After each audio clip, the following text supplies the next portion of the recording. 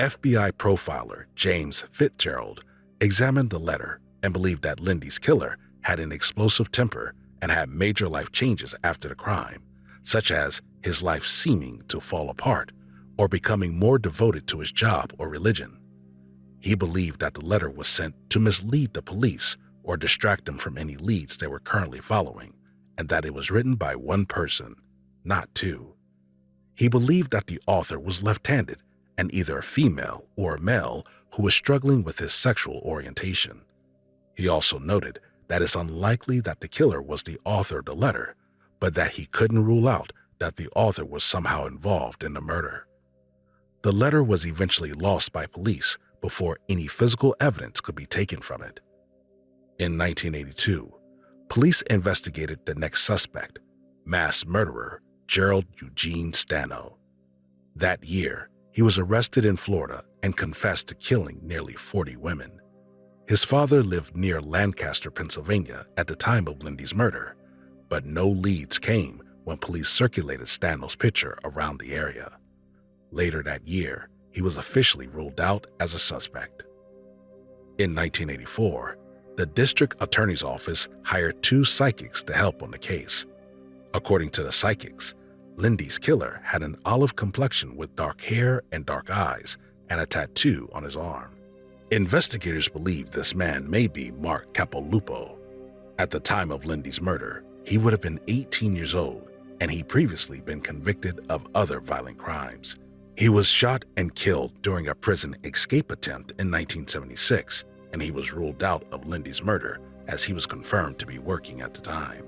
Without any more leads, Lindy's case went cold until 2006, when it caught the attention of Vidoc Society, a volunteer group of retired professionals in forensic-related fields that aims to put new eyes on cold cases. In 2019, the case seemed to get a bit closer to being solved.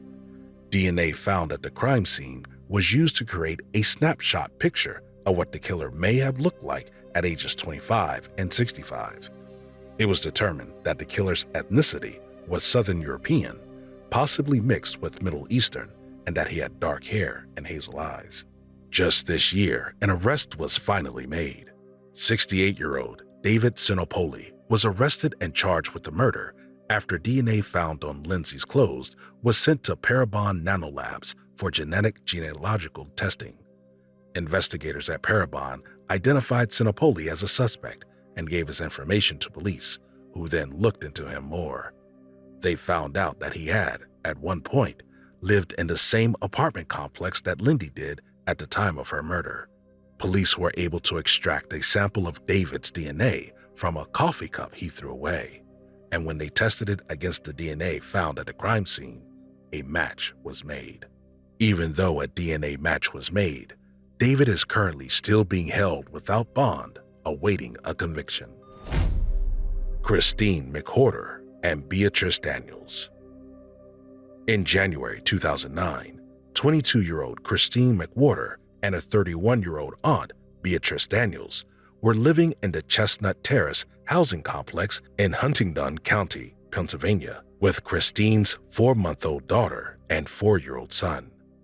Christine had recently moved to the area to escape the violence and crime in Philadelphia, and she was attending college where she studied business.